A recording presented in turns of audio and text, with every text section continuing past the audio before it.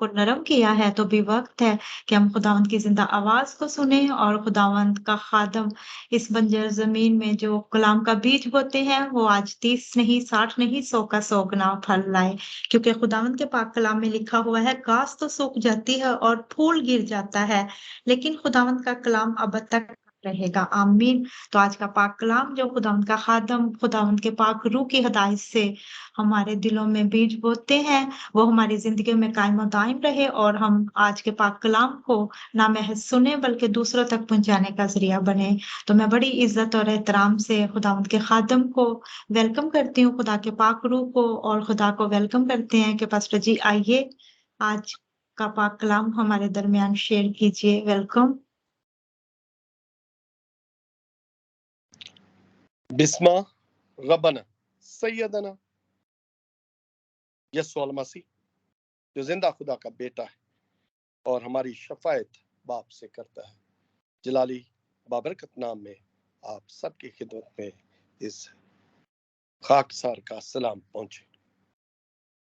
खुदा उनका शुक्र करते हैं कि उसने मुझे फिर से शर्फ बख्शा कि मैं उसके कलाम की आप सबके साथ सीखने की कोशिश करूं, ताकि हम खुदा के कलाम को सीखते हुए उससे बरकत पाने की कोशिश करें, क्योंकि वो अपने लोगों को बतात में देता है जब हम उससे मांगते हैं। आज का कलाम इंतहाई सादा, हमने हजारों बार बचपन से सुन रखा है और आज हम फिर से उसी कलाम को सीखने की कोशिश करेंगे, क्योंकि कलाम उसका है। और जब जब हम इस कलाम को सीखते हैं, यकीनन बरकत को पाते हुए उसका शुक्र बजा लाते हैं। की गई सारी प्रस्तश के लिए शुक्रगुजार कि खुदा के लोगों ने उसके नाम के जलाल के लिए अपने लबों को नजराना अकीदत को पेश किया। दुआ के लिए शुक्रगुजार भाई एजाज ने कलाम के लिए दुआ की कि हम आज के कलाम के वसीला से बरकत पाए। सिस्टर शाजिया का शुक्रगुजार जो आज है कहानत की जिम्मेदारी को निभाए हुए, और वॉइस ऑफ गॉड की आईडी के एक एक मेंबर का शुक्र करता हूं कि वो ईमान के तहत इस आईडी में आते हैं और कलाम की बातों को सुनते और सीखने की कोशिश करते हैं। आज का कलाम एक ऐसा कलाम है जहां पे एक लौंडी अपने मालिक की तहकीर करती है, और जब उसकी मालिक अपने खामन से इजाजत लेती है कि वो मेरी तहकीर करती है, तो मैं भी उसके साथ वही सलूक करना चाहूंगी। तो उसके मालिक से इजाजत लेते हुए ऐसा ही बर्ताव उसके साथ करती है और वो घर से भागती है। और जब वो भागती है तो बियाबान में खुदा उनका फरिश्ता उसे मिलता है और उसे वापस जाने की तलकीन करता है, और वो उसके हुक्म का पालन करते हुए फिर अपने मालकान के पास वापस जाती है। उस लौंडी का नाम हाजरा है और उनके मालकान का नाम अब्राहम और सारा है। आज के कलाम से हम सीखेंगे कि खुदा अपने बच्चों पर किस तरह अपनी निगाह करम रखता है और अपनी नजरें अपने लोगों पर किस तरह बचाए रखता है। तो मैं पास्टर लतीफ से गुजारिश करूंगा, पास्टर जी आप कलाम मुकद्दस में पढ़िए पैदाइश की किताब उसका 16वां बाब और उसकी 13वीं आयत। और हाजरा ने खुदावंद का जिसने उससे बातें कही अताइल रुई नाम रखा, यानी ऐ खुदा तू बसीर है, क्योंकि उसने कहा क्या मैंने यहाँ भी अपने देखने वाले को जाते हुए देखा। कलाम के पढ़े और समझे में बरकत हो। आमीन आमीन। खुदा उनका शुक्र हो। मेरे अजीजों, जैसा कि मैंने इब्तदाइया में कहा कि ये उस वक्त का कलाम है जब सारा मायूस हो चुकी है और वो देखती है कि अब मैं जनने के लायक नहीं ठहरी, और वो अब्राहम से दरख्वास्त करती है कि मेरी लौंडी हाजिर है, तू उससे ब्याह कर और उससे औलाद पैदा हो। खुदा का कर्म होता है और हाजरा हामला होती है, और जब वो हामला होती है तो उसके चाल चलन में तब्दीली आती है। वो अपनी बीबी को यानी अपनी मालकन को हकीर जानती है, उससे तहकीर करती है, जिल्लत उसकी करती है। और जब सारा ये महसूस करती है कि वो अपने बर्ताव में मुझे हकारत से देखती है और मुझ पर ऐसे तीर चलाती है जो कि नाकाबिले बर्दाश्त हैं, तो वो अब्राहम से कहती है कि ये मेरे साथ इस तरह करती है। और अब्राहम उससे कहता है कि जैसा तेरी नजर में वैसा तू कर। और सारा उससे वैसा ही सलूक करती है और वो घर से भाग जाती है। और बियाबान में फरिश्ता उसको देखता है और उससे कहता है कि तू यहाँ पे क्या करती, जा अपनी बीबी के पास लौट जा। यहाँ पे हम 3-4 चीजों को आज जांचने की कोशिश करेंगे कि खुदा अपने लोगों के साथ है और खुदा उनकी हरकत के ऊपर अपनी नजर करता है। अगर हम हाजरा की तरफ देखें तो उसने क्या किया, खुदा के हुक्म का पालन किया।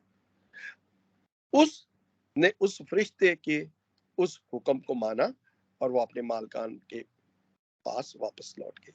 अगर हम थोड़ा सा इसको और बारीकी से देखें तो सारा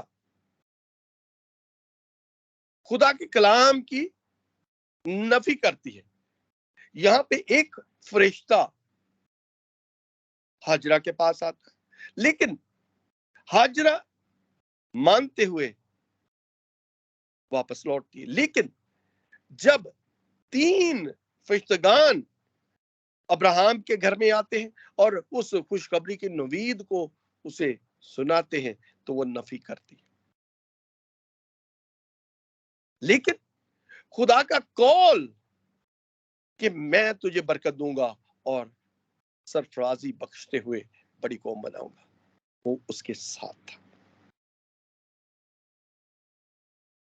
अगर हम आज के दौर में देखें तो हाजरा जिस तरह मुश्किलात का सामना करती है, हम भी अपनी जिंदगी में मुश्किलात को देखते हैं। कईयों को पैसे की तंगी है, कईयों को सेहत की तंगी है, कई तरह के मशाकिल हैं, घरों में नाचाकी, बच्चे जिस तरह वालिदैन चाहते हैं कि वो तालीम हासिल करें वैसा नहीं करते, हुक्म अदूली है। बहुत सारे हम मसाइल को देखते हैं, मुश्किलात को देखते हैं, लेकिन मेरे अजीजों ये वक्ती तौर पर है। मुश्किलात आएंगी, चले जाएंगी, लेकिन हमें उसी तरह कबूल करना है जैसा खुदा चाहता है कि जब तक हम उसके कलाम की तरफ से आगाही हासिल करते रहेंगे, उस ईमान के तहत जो ईमान के बानी ने हमें अता किया है, हमें कलाम मिलता जाएगा। जो उसके साथ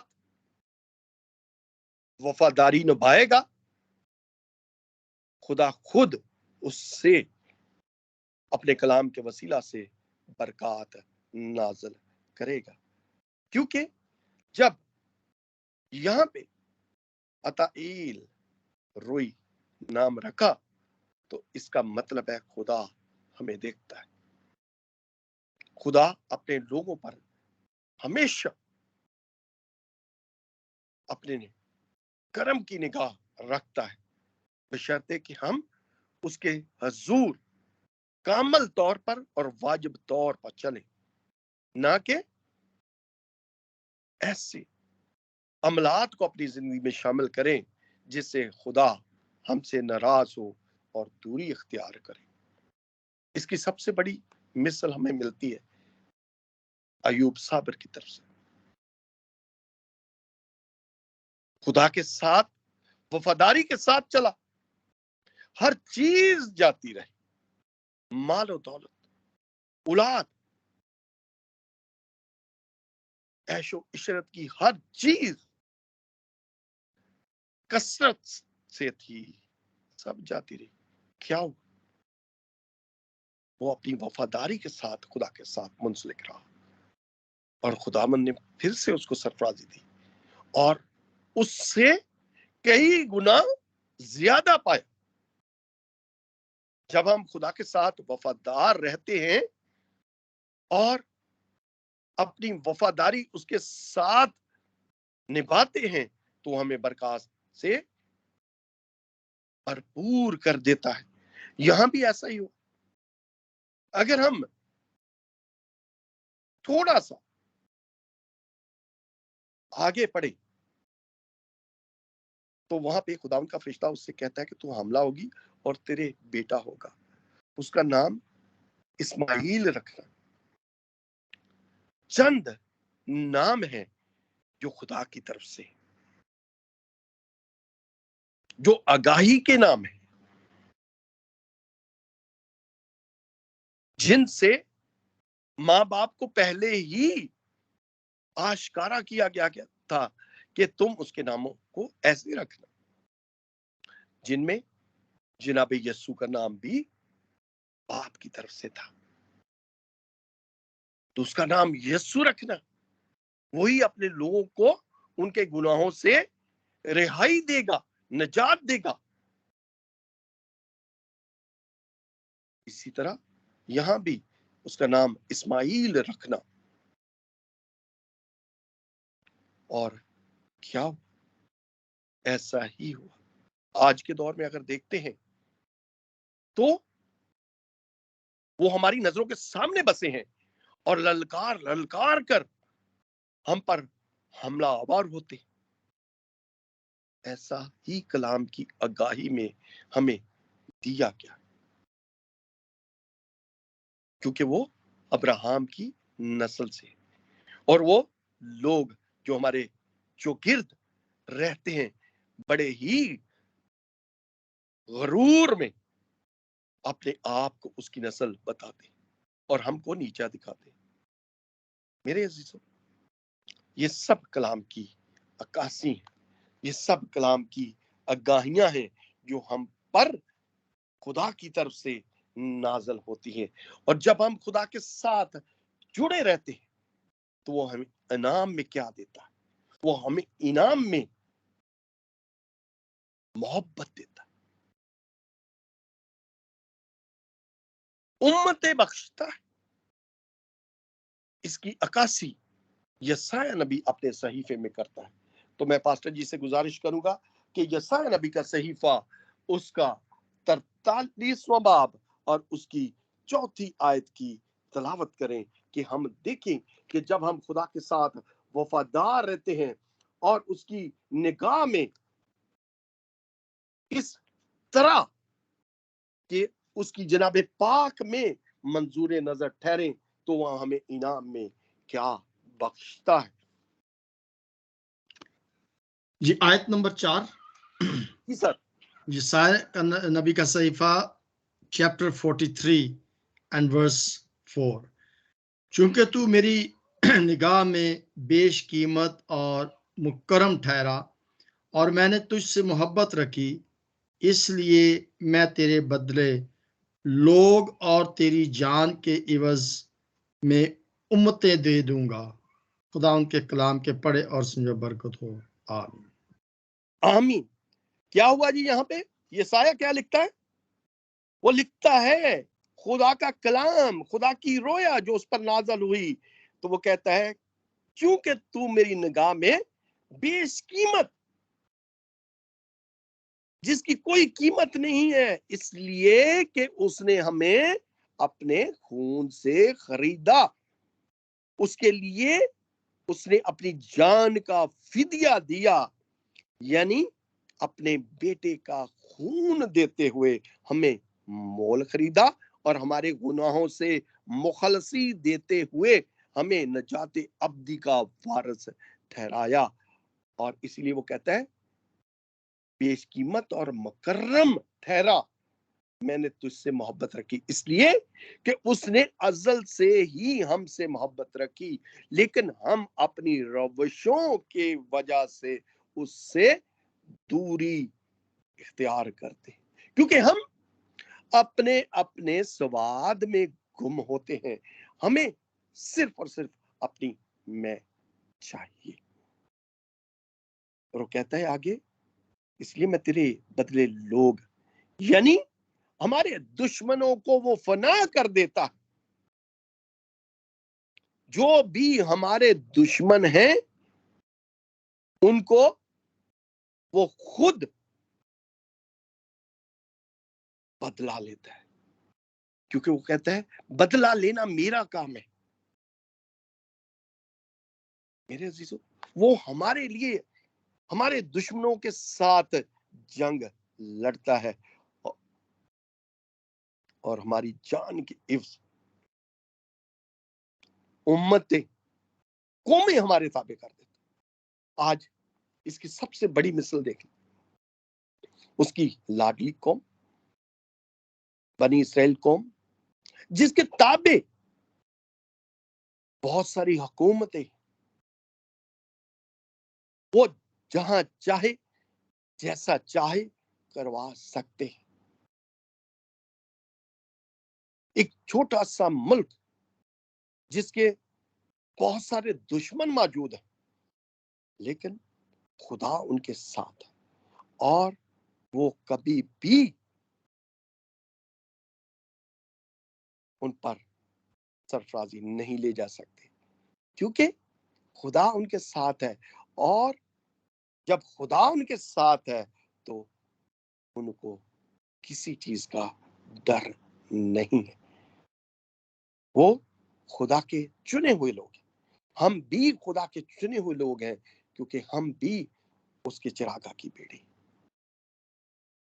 میرے عزیزو، جب ہم مشکلات کو، تنگیوں کو صبر کے ساتھ یسوع نام میں قبول کرتے ہیں تو وہ ہماری شفاعت کے لیے اپنے فرشتوں کو ہماری حفاظت کے لیے بلاتا ہے، تاکہ ہم اس کے ساتھ زندگی کو پالے جو کثرت کی زندگی ہے، کیونکہ خدا اپنے لوگوں کی شکلیں، صورتیں اپنی ہتھیلی پہ کھودے ہوئے، اور ہم اس کی شہر پناہ میں ہمیشہ اس کے سامنے رہتے۔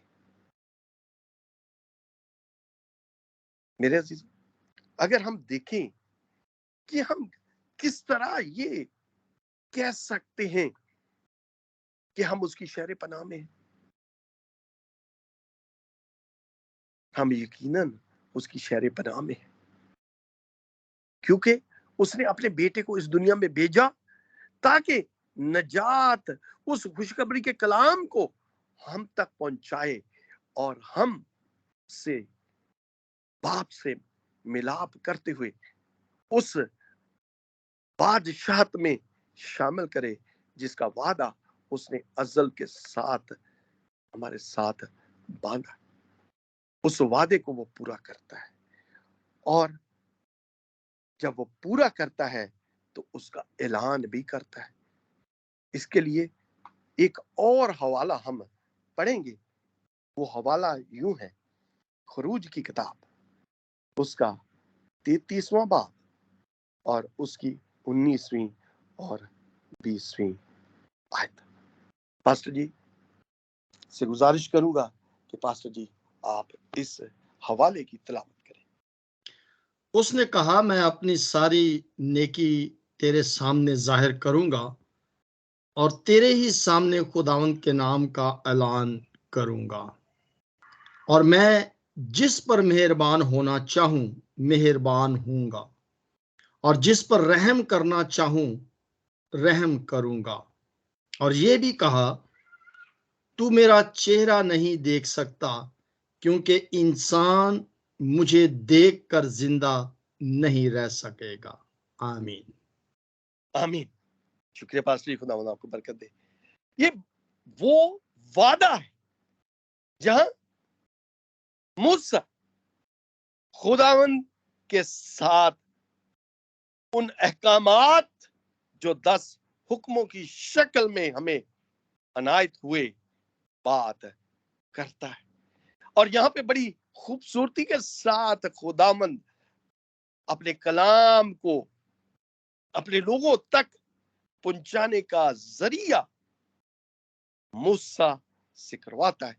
وہ کہتا ہے اپنی ساری نیکی تیرے سامنے ظاہر کر۔ یہ اس کا رحم ہے کہ ہم اس کے سامنے کھڑے ہوتے، یہ اس کا کرم ہے کہ ہم روئے زمین پر زندہ ہے۔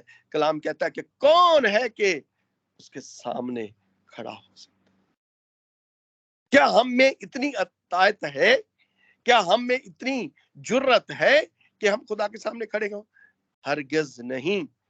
ہم صرف اور صرف اس کے بیٹے کی موت، قبر اور موت پہ فاتح ہونے، اور ہمیں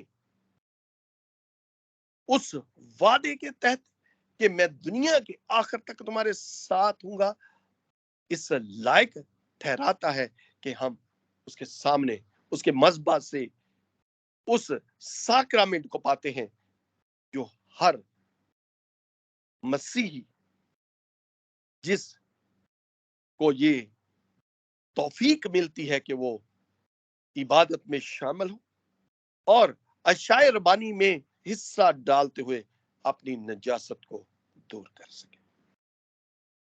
اور وہ یہاں کہتا ہے میں جس پر مہربان ہو جاؤں مہربان ہوں گا، اور جس پر رحم کرنا چاہوں رحم کروں۔ یہ حقیقت ہے میرے عزیز۔ خدا کے سامنے ہر بشر ایک جیسا ہے، لیکن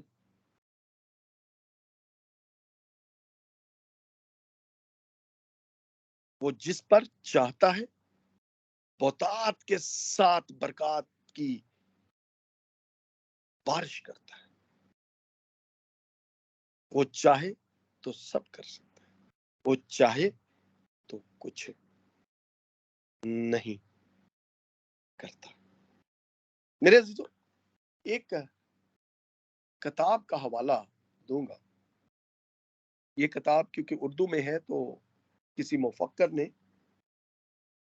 لکھی ہے، یقین میرے خیال کے مطابق وہ مسلم ہی ہے، لیکن بات بڑی عجیب طریقے سے لکھی گئی۔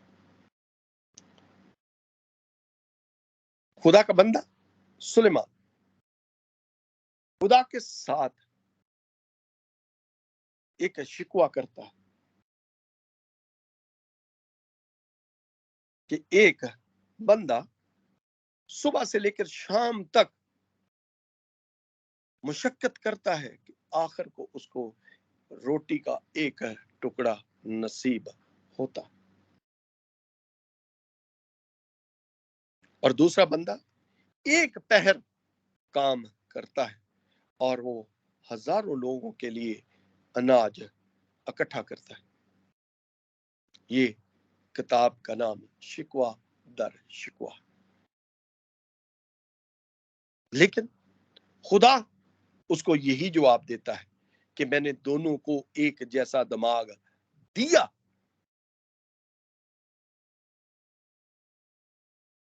یہ اس کے اعمال ہیں، یہ اس کا فعل ہے کہ وہ کس طرح اپنے دماغ کو خرچ کرتا ہے۔ میرے عزیزو، ہم ہمیشہ ہی خدا کے ساتھ شکوہ کرتے ہیں کہ یہ میری مشکلات خدا کی طرف سے، میری مشکلات کو میرا خدا حل نہیں کرتا۔ میں دعاؤں میں ٹھہرتا ہوں، میں روزہ رکھتا ہوں، میں خدا کے خادمین کے ساتھ درخواست کرتا ہوں کہ میرے لیے دعا کی جائے۔ میرے عزیزو، ہمیں سب سے پہلے خود اپنے آپ کے لیے دعائیں خیر کرنی۔ خادمین ضرور ہیں، ان کے سامنے عرض کرنی چاہیے، لیکن سب سے پہلے اپنے آپ کو اس قابل بنانا چاہیے کہ میں خود اپنے آپ کو جانچوں، اپنی غلطیوں کو پہچانوں اور توبہ کرتے ہوئے خدا کے سامنے جھکوں اور کوشش میں لگا رہوں کہ میری دعا سنی جائے۔ اس کی سب سے بڑی مثال ہمیں بہت ہی خوبصورت ملتی ہے جناب یسوع کی ایک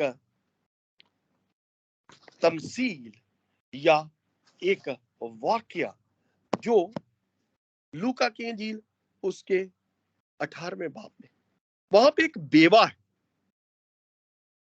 جو اپنا انصاف قاضی سے کروانا چاہتی ہے، اور قاضی اتنا بد دماغ ہوتا ہے کہ وہ کسی کی پرواہ نہیں کرتا، وہ جو اپنی مرضی چاہتا ہے کرتا ہے۔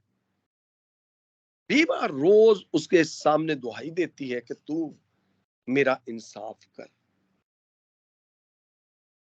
اور وہ تنگ آ کر اس کا انصاف کرتا ہے اور یہ کہتا ہے کہ ایسا نہ ہو کہ یہ میرے ناک میں دم کر دے، یعنی مجھے تنگ کرتی رہتی، ہر روز یہی کہتی رہتی، ایک ہی گردان، میرا انصاف کر، میرا انصاف کر، میرا انصاف کر۔ میرے عزیزوں، وہاں پہ قاضی ہے، لیکن قاضی کا انصاف اس کی لیمیٹیشن میں، اس کی حدود میں، لیکن ہمارے خداوند کا انصاف بہت بڑا ہے، اس کا دائرہ وسیع ہے جس کو کوئی جانچ نہیں سکتا۔ ہمیں بھی خدا کے حضور گڑ گڑانا چاہیے، ہر روز ہر وقت اپنی پریشانیاں، اپنی مشکلات اس کے سامنے ظاہر کرنی چاہیے تاکہ خدا ہماری مشکلات کو، پریشانیوں کو سنے اور ہماری ان پریشانیوں کا حل بتا دے، کیونکہ خدا کسی کی اتنی آزمائش نہیں لیتا، وہ آزمائش کے ساتھ اس آزمائش سے نکلنے کا راہ بھی بتاتا ہے۔ این اسی طرح جب یسوع اپنے شاگردوں کے ساتھ اس وقت چلتا ہے جب معجزات ہو چکتے ہیں، وہ 5 روٹیوں کا معجزہ، وہ دوسرے معجزات، تو یسوع اپنے شاگردوں سے یہ کہتا ہے کہ تم کشتی پر بیٹھ کر آگے نکل جاؤ، میں آتا ہوں، اور وہ خود دعا کرنے چلا جاتا ہے اور کشتی سمندر میں ڈاواں ڈول ہوتی ہے۔ یسوع کی نظر اس کشتی پر ہوتی ہے اور وہ پانی پر چل کر وہ بچاتا ہے، جہاں پہ وہ بھی قصہ ہوتا ہے جہاں پہ پترس اس کو کہتا ہے کہ میں بھی پانی پہ چل کر، کیونکہ خدا کی نظریں اس کے بچوں پر ہوتی ہیں۔ ہمارا روحانی باپ ہے، یسوع ہمارا نجات دیتا ہے، اس کی نظریں ہمیشہ ہم پر لگی رہتی کہ ہم کب اپنے گناہوں کا اقرار کریں، کب ہم اس سے معافی مانگے اور وہ ہمیں معاف کرے میرے عزیزوں. اینڈ اسی طرح جس طرح ہاجرہ نے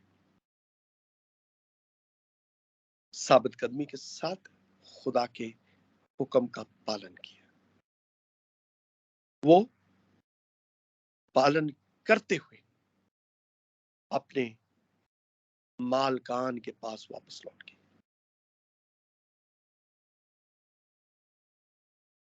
اینڈ اسی طرح ہمیں بھی اپنے باپ کے پاس واپس لوٹنا ہے.